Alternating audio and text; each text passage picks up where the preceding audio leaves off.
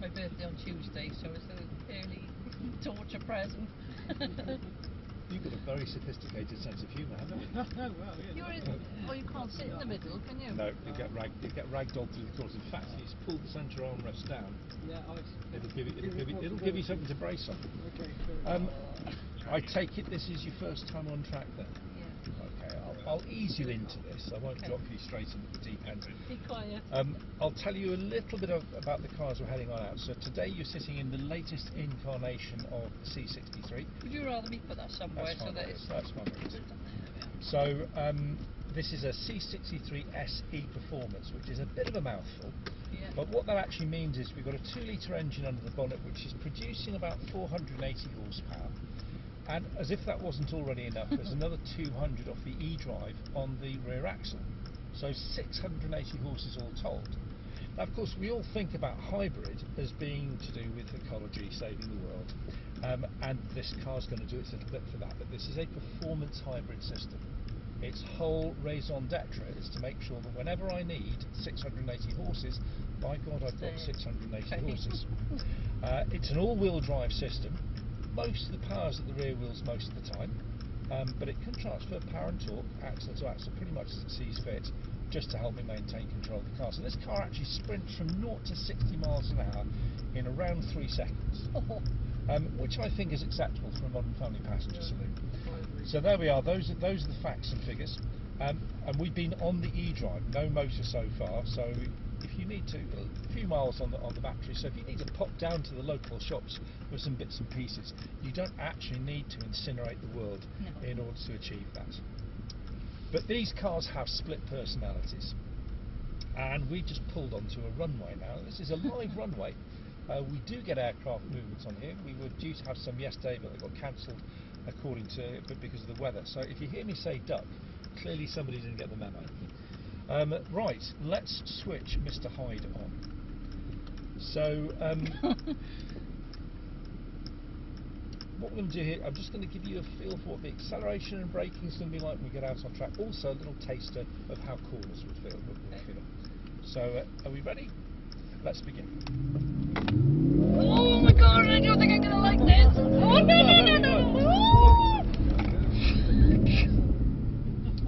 So the acceleration feels a little bit like takeoff, but unless you've ever landed on an aircraft carrier, I don't think I'll be able to do this, Graham. I really don't.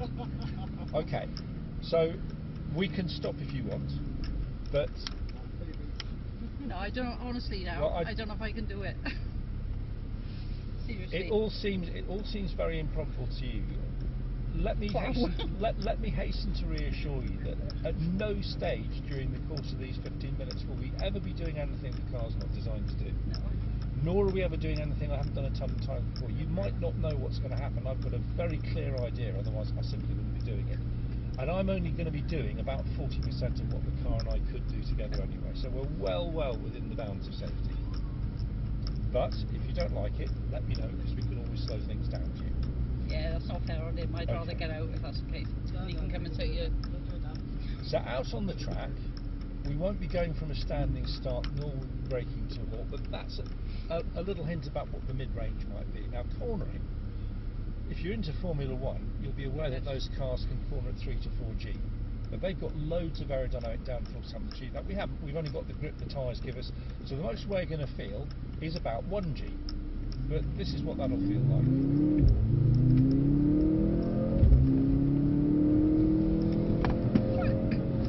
Now, some of the corners on the track go on for a little bit longer than that, but there you are. There's a taster of the sideways forces. Now, because you are, I'm going to classify you as a nervous passenger. I might not be as it goes on. That wasn't too bad. The first bit was worse than that. But what we will do is I'll just show you some of the safety technology on the car before we do anything else. Yeah. Okay. So the first bit of kit I'm going to show you is called, it's something you've got in your car, ABS, anti-lock brake system. So we can't stop cars from skidding, that's impossible, but you can modify skids to make them more manageable by the driver. So that's the system's function.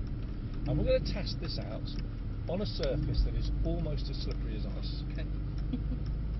Now, it can take up to 10 times longer to stop on this surface than it would on tarmac. So the car is going to slide when we do this.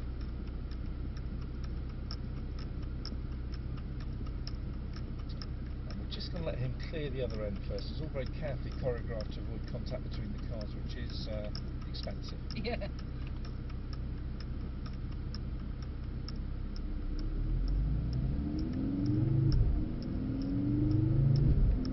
So here we are at about 40. If we hit the brakes, well, the car's sliding, but look, I can still change direction if I need to. So if the system can help us do that here, it can do that for us anywhere. Okay, now the second system I'm going to show you is the car stability program. What do you drive, you two? Ford Fiesta. How old is the Fiesta? I've also got Mercedes as well, but okay. Fiesta's 2010. Okay. And C220 is 2012. Okay. Believe So it or the not, I drive in some micro ends Ford, so. Okay. So the Fiesta might be a little bit dodgy. You'll have ABS on it, but you might not have DSC on it, which is Ford's version of the stability program ESP. How old's your Nissan? 21. Okay, I have no idea what Nissan call their system, but you've got both of those things on your car. Now the point here is you can't stop a car from skidding, that is impossible, but you can modify skids to make them more manageable by the driver, and that is the system's function. So let me just ease forward and see if okay, yep, Snowy's going to let us go, which is very good of it.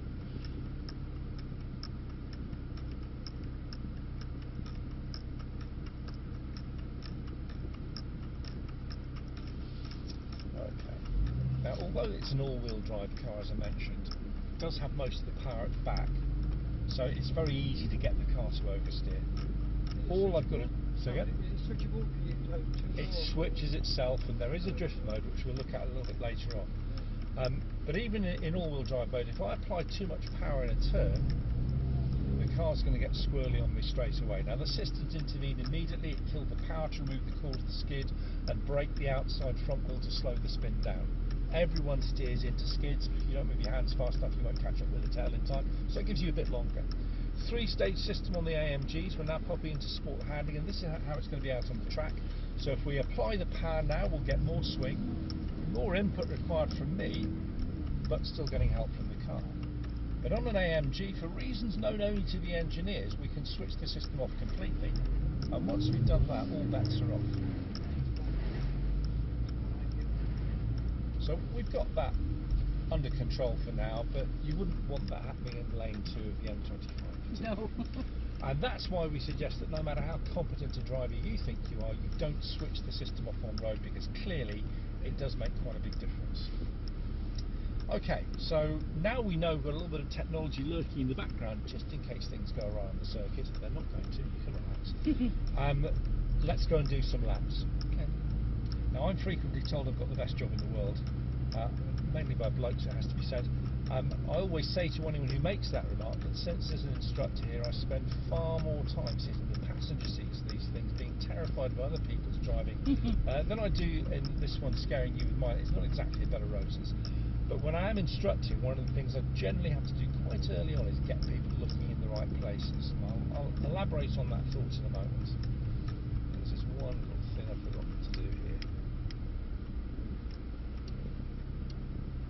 Yeah, there we go. Okay, so when you're driving on track, vision is king. If you want to drive through a corner effectively, you've got to look all the way through it.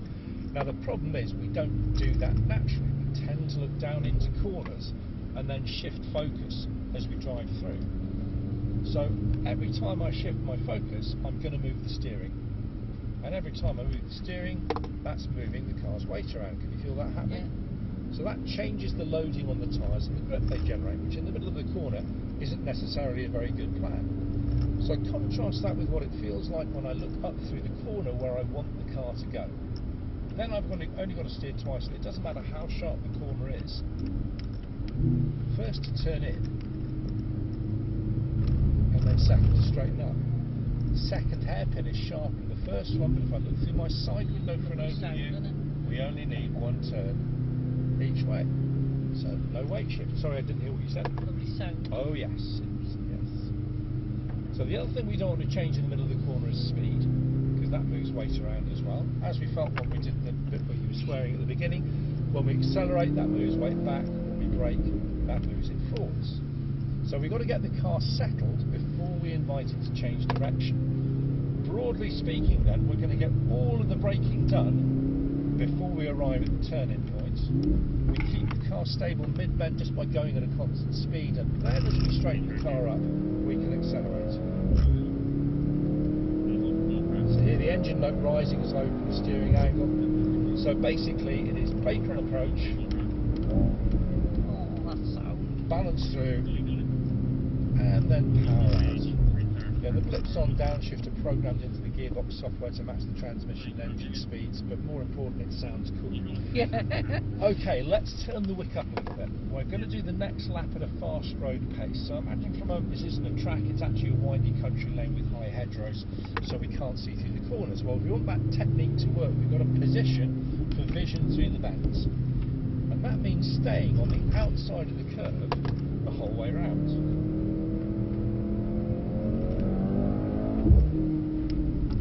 So transition through the corners on this lap is pretty smooth. There's no squealy tyres going on. We're not exactly hanging around, but we are driving sustainably. You can drive the car like this all day without much wear and tear at all. Okay, next lap, we're going back from road to track. On track, you've got to be able to turn into a corner fast, maintain speed mid-bend, and then get back on power early. So the line we take through the bends now has to make the track as wide as possible through them. And that is the job of the racing line. So this is a dynamic line now. We're still turning in from the outside, but we clip an apex on the inside, and then let the car return to the outside of the track as we leave the course. So outside to inside. They're always on the top of his head, not on his face. Outside, and now they're all over it. So we get better drive through the corner, a higher VMAX going down the straight, so we're going to be quicker overall. How are you doing? Okay? Okay. It's an arc to apex here on the corners. So again? There's an arc to the apex. I'm just a bit in a Well, wall. it's all down. It's all down to vision through the bend. So if you look from your turn in through your apex to your exit, your hands will take you on that line. You won't even have to think about steering. You just do it. But this track is about the corners, not about the speed. The car weighs 2 tons without us sitting in it, but all of the horses keep us agile. And the cars are unmodified. We're on normal road tyres. All our tyres supplied just by Continental. Going through a ton of their stuff, but I'm sure you'd agree their products do a fine job keeping us glued to the asphalt today. So a little nod to our sponsors there. Okay, we're going to do one more lap now, and I'm going to lean into some of the corners a little bit more this time. You will probably feel a degree of mid-corner movement through some of the corners on this lap.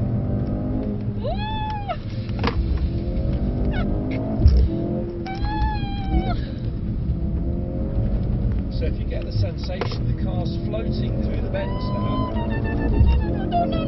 that's because the tyres are working at the very limit of what they can do.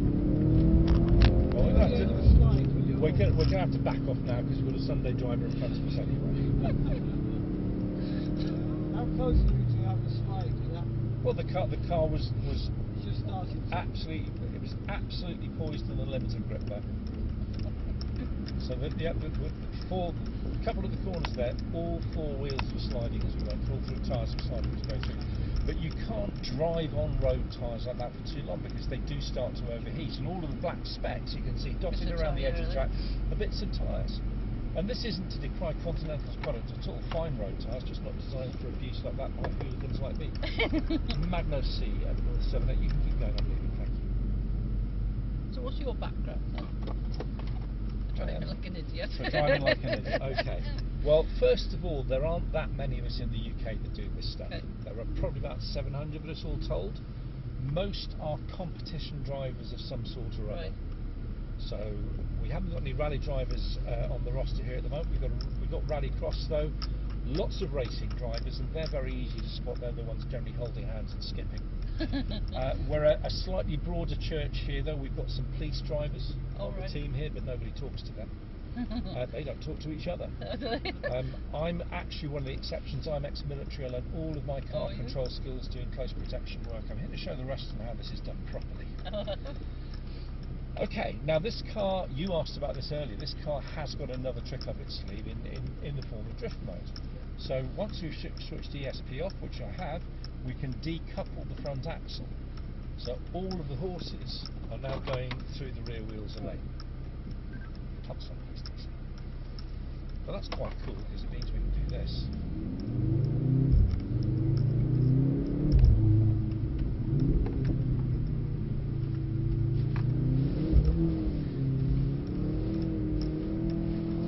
You'd love to have got this, wouldn't you? So you get the car nice and sideways. So let's just thank you very much. Let's hop onto the circle, and I'll slow that down and just talk to you about how it's achieved. Again, we've just got to wait our turn here.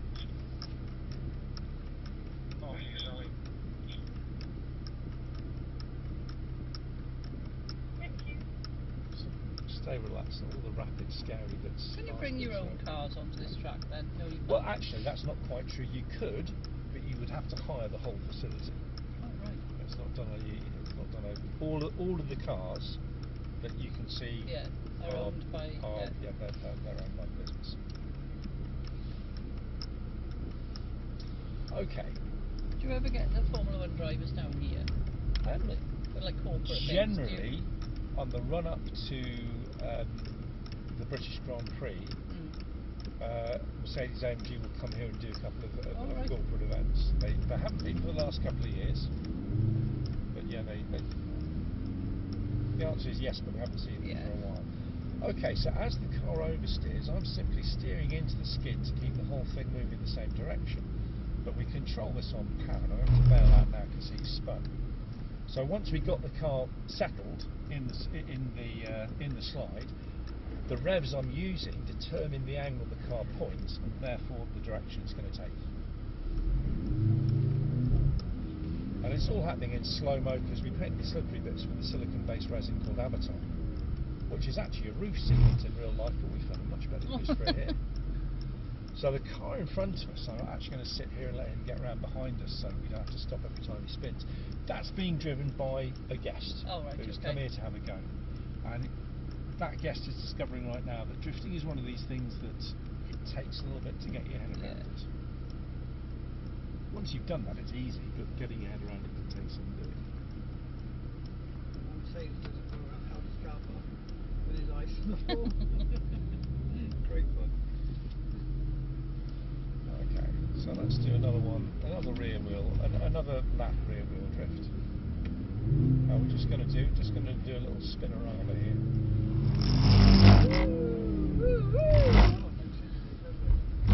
Straight back into the drift again. Bet your 360 in Aldi's car park wasn't as smooth as that. Probably wasn't intentional either. No.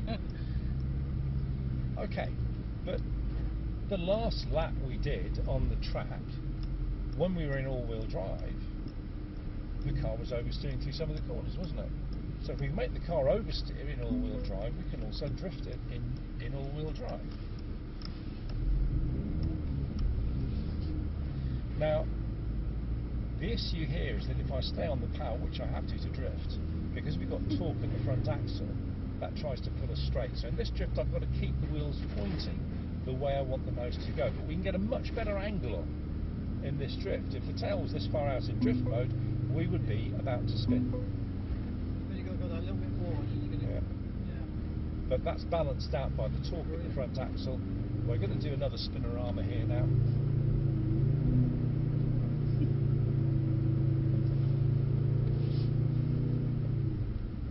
So we just end up facing the exit. And that little flourish, I'm very sorry to report, does bring your magic carpet ride to its inevitable conclusion. Well, I wasn't sick. Good. So I'll give myself that. If you did enjoy that, my name is Piers. If you didn't, it's Phil. I suspect I've got one Piers and one Phil out of my audience. No, you're a pill. I am a Phil. No, you're a pill. A pill, okay. Yes, Midway. Yeah. Okay.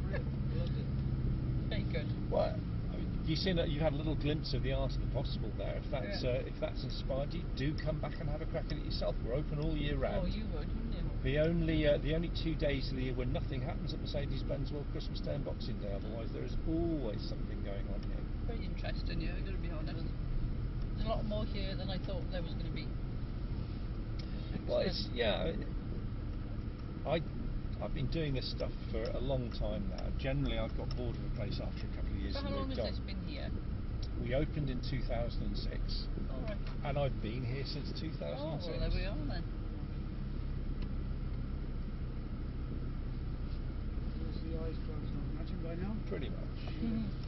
Although I don't do that very much because it does scare customers. Yeah, especially people like me. Okay, thank you very much Thanks for the very drive. much. Thanks, Enjoy.